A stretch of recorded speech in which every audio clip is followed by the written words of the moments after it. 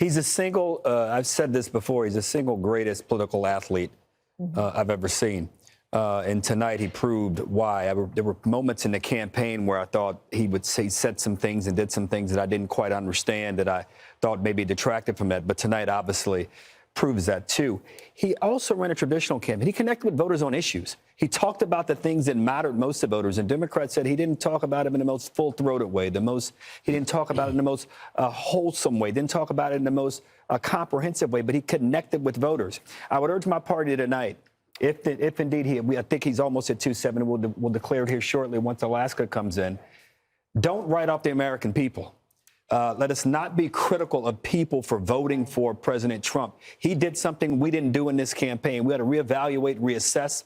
Mr. Wonderful said it a little earlier, that may give us an opportunity as a party to revamp, and perhaps we should think about that. But don't write off the people, the American people, for the decision they made this evening. Charlie Hurt, he will be the 47th president of the United States after everything that we saw in this election. That there's still hope. Obviously, I didn't love to see the go take a nap and we'll get back to you in the morning about all of this. But we do have to keep in mind that the race in 2020 wasn't called for days, that Biden won Pennsylvania on Friday of that week and Wisconsin on Thursday, I think that it was. So we'll see. They think it's close, that there's vote coming in. There was, some conversation over how much of the remaining vote in Philadelphia existed, and there was an extra 120,000-ish votes that were out there that could go into Harris's column. Two things, though, that I've been thinking about.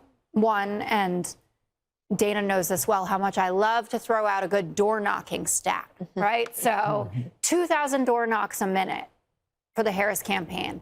Does any of that stuff matter anymore? And we'll see how this pans out. She could win with the simple route through. She already, getting Nebraska second. But the Harris campaign ran a conventional campaign, right, where raising money, souls to the polls, that kind of stuff matters. Will that be the path going forward? The second thing is, if this night doesn't end up going in Harris's direction, and barring some big change, she will have underperformed Biden in 2020 in every single demographic except college-educated women. And even with college-educated women, it wasn't the overwhelming win that we thought it was going to be, or that was projected in some of these very prominent surveys. And when you think about the fact that there were some people, I didn't think we were going to win Iowa, but that we had seen surveys where he was only up 5 in Kansas or up 3 in Ohio. It's going to take a lot of refocusing to understand really what happened here. And it doesn't seem like it was one decision that the Harris campaign did. I'm sure if she loses Pennsylvania, there'll be a lot of Josh Shapiro discussion. This feels much bigger than any decision about having him on the ticket or going to the Al Smith dinner. So, Carl. Well, I think the Democrats are, dispirited at this moment. And I think that the likelihood, as we've pointed out, is that Trump will be the president. And I think that, for me, talking to people like Darren and political professionals around, no one anticipated the size of this mandate, as you call it. I think that there is even recriminations now among Democrats as to Biden and whether Biden should have dropped out earlier or Biden should have stayed. Would a white male have done better? Obviously, Trump has defeated 2 women and now a black woman. So there's all of these questions. But to my mind, it seems to me incredible that a guy who led an insurrection against the United States government is potentially now, like a phoenix, going back into the Oval Office. It's unbelievable. Well, you have to consider the fact, Juan, that a lot of people didn't think that was an insurrection. They thought it was a riot, but not an insurrection. And had they thought it was really an insurrection, I don't think he could have won. Well, I don't know. The exaggerations about that day. Well, I'm not exaggerating. About the alleged threat to democracy is a piece of what happened tonight is. Well, I don't think so. I think, again, I'm giving you my perspective. Yeah. And I'm giving you mine. Right. So I listened to you as my friend. But I'm going to tell you what I saw was not only a riot in terms of the violence, but a direct action intended to stop certification of a presidential election. Understood. And we've talked a lot. So when I interviewed Donald Trump at Mar-a-Lago the day after the second assassination attempt, we were talking about the previous election, and I pointed out that 2020 was decided by a handful of swing voters in a handful of swing states, and that this election probably would be as well. And he said to me, maybe, or maybe a lot. I have a feeling it might be a lot. Looks like he might have been right. If it turns out the way this seems to be coming, this is the greatest political comeback since 1892 when Grover Cleveland lost the White House and won it back. So what that means is, love him or hate him, Donald Trump isn't just a once-in-a-generation talent, he's a once-in-a-century talent politically. And keep in mind, this is the matchup the Democrats wanted. They thought Trump would be easier to beat.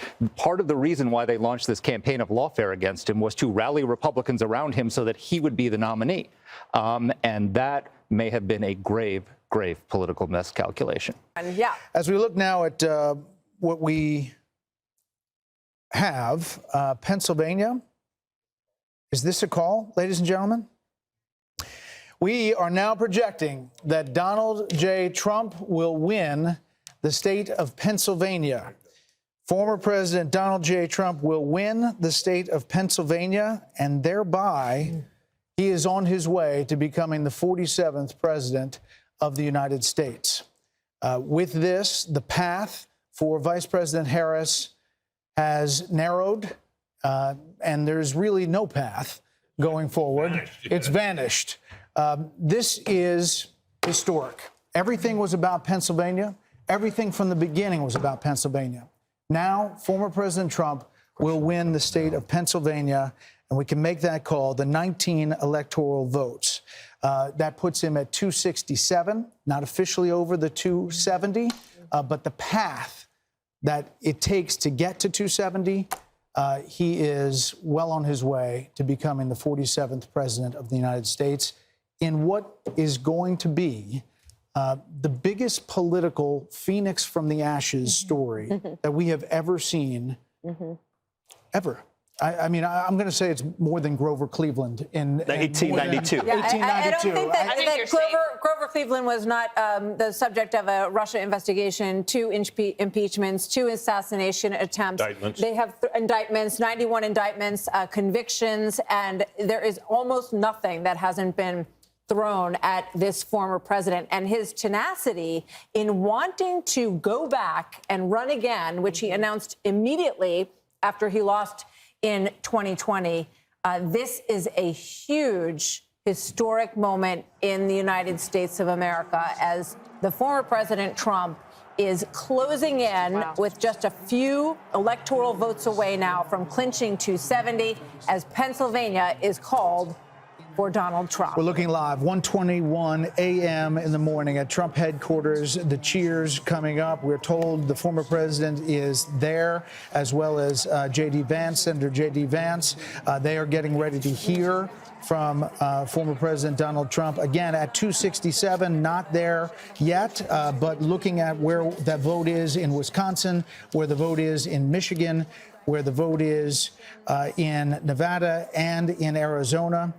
So now we are at Electoral College vote at 248 for Trump and 216 for Harris. We have a panel. We're welcoming in Darren Shaw, a member of the Fox News Decision Desk.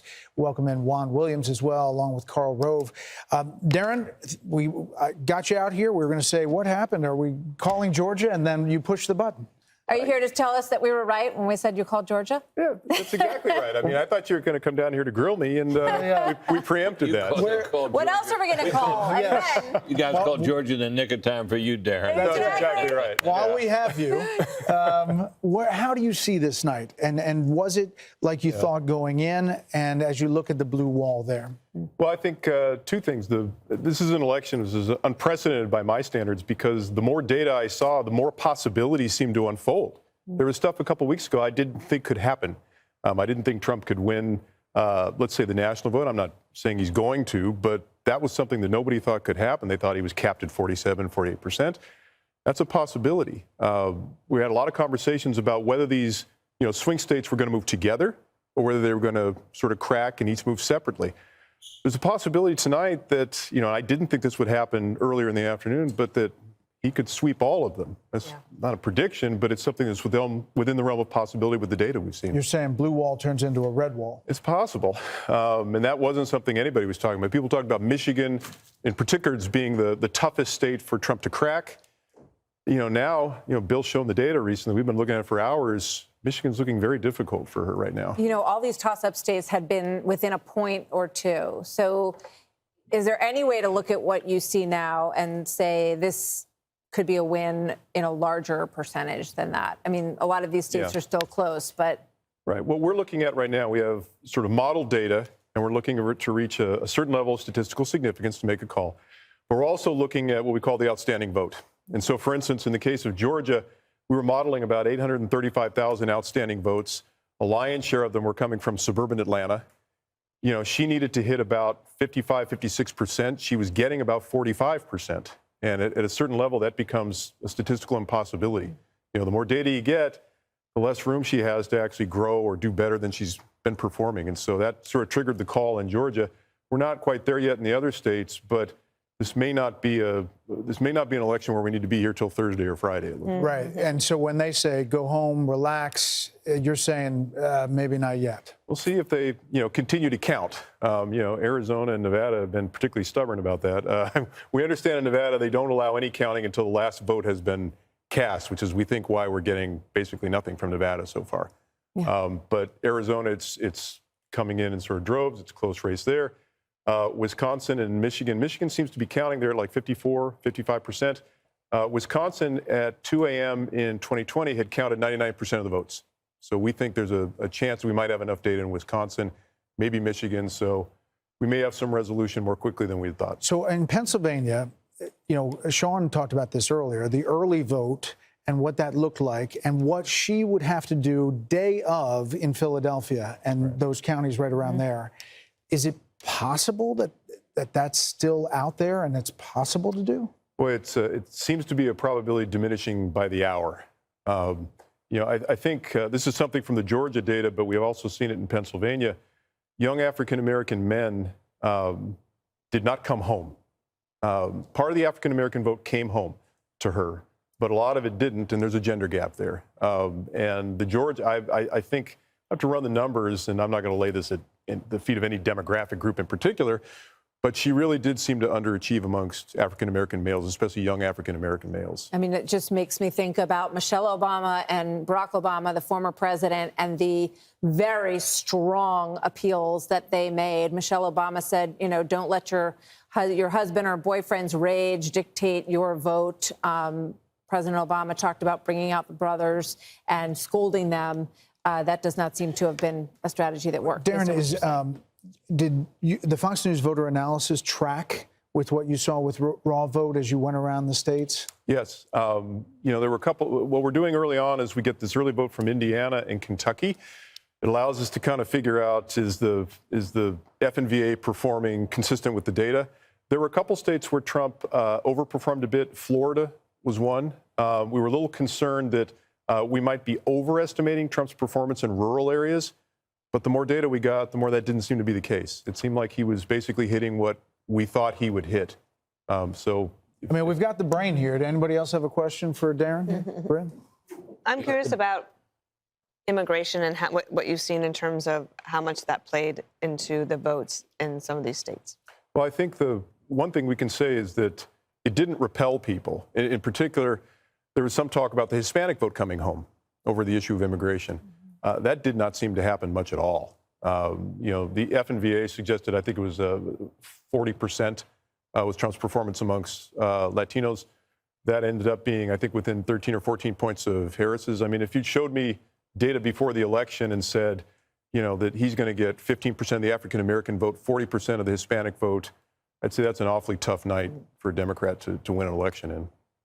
There's some reporting that Trump has won Erie County, Pennsylvania. Is that square with anything you understand? I think it was on sort of a knife's edge. I don't know if Bill's got the latest data, but it was a moment ago here. It's part of her hope, right? It went back to the Trump team, and right now, currently, just to keep you guys up to date, he leads it by a point in 1.4, which is a little less than 2,000 raw votes. And it's 99% left out. How much? Yeah. It's 99% in, or 90? What did you say? 99%. Statewide, 90%. Darren, I got a question for you. When you think about the blue wall in the upper Midwest, when we were at the convention in Milwaukee in July, it ended on a Thursday. On a Friday, we had that national computer glitch. and all the airports were shut down. So all the delegates and all the journalists and all the campaign folks were stranded at the airport in Milwaukee. And I was still thinking at the time about, you know, why did I just see Kid Rock? And why did I see Hulk Hogan? And why did I see Dana White? And I went to the campaign, and I said, what's going on there? Because it was men. It was white men. And they said, we notice in the upper Midwest, at the time they were thinking about Minnesota, Wisconsin, Michigan, Ohio to a lesser degree, and Pennsylvania. That's what they were thinking about. And they said, we noticed that there was a certain percentage of white men who voted in 2016. They sat out 2020, and we're trying to win them back. Is there evidence that those white males in those upper Midwest states did that tonight? There was sort of a rule of thumb we were adopting that, and we spoke about this a little bit earlier in conversation with y'all, but that, you know, the gender gap is a double-edged sword. Gender gap can help or hurt depending upon, you know, the absolute level of support. We were looking at 55%. In other words, if Trump was hitting 55% with men, that was a good sign. If Harris was hitting 55% with women, that was a good sign. And in the upper Midwest states, he was getting closer to that sort of magic number than she was. So what they call it the bro strategy or whatever, it seems to have paid some dividends up there. I mean, we're still waiting, but, you know, it's looking pretty good for him. So we can definitively say that the poll that we don't talk about in Iowa was kind of off. The Des Moines Register poll. I love Ann Seltzer. She's a giant and a pioneer in our field. I think, you know, what we were looking at, ironically, was not so much the top line in that race, but what Seltzer had said was that senior women were breaking away from Trump over the abortion issue. And I think our friend Sean Trende had a really good observation where he said that may be true, but it may not help Harris, because that's something that could occur in Iowa where abortion was a hot issue, but might not occur nationally in other states where abortion wasn't as salient. He campaigned so energetically, ruthlessly, fiercely, and with more joy than Kamala Harris. And it was so clear that Joe Biden was not going to be able to go the distance. If Joe Biden were still on the ticket tonight, who knows what tonight might have even looked like, that he has been able to accomplish this, it is nothing short of astonishing and amazing. And also I think about Susie Wiles, who's his campaign manager, very quiet, does not like the limelight. Chris LaCivita, who works on it. All of those people who worked so hard and stuck by Trump, no matter what was said about him, they were called every name in the book, including Hitler and Nazis, and they came through. The other thing that's on my mind is, you know, last night at her closing rally, Oprah Winfrey said that if Donald Trump is elected again, basically you can just write America off, like America's just going to fall apart. That's obviously not true, although I'll be surprised tomorrow if there's a big line at JFK of Hollywood celebrities leaving the country, as I said they were going to. This is the greatest country, and there will be so many opportunities for lots of deal making. I think President Trump will be in the mood, but he also has a huge to-do list. Biden and Harris have left a mess. His closing argument was, she broke it, I will fix it. And she talked about having a to-do list. He's got a big to-do list, but he thrives on it. And you saw that through the whole campaign. Hey, Sean Hannity here. Hey, click here to subscribe to Fox News YouTube page and catch our hottest interviews and most compelling analysis. You will not get it anywhere else.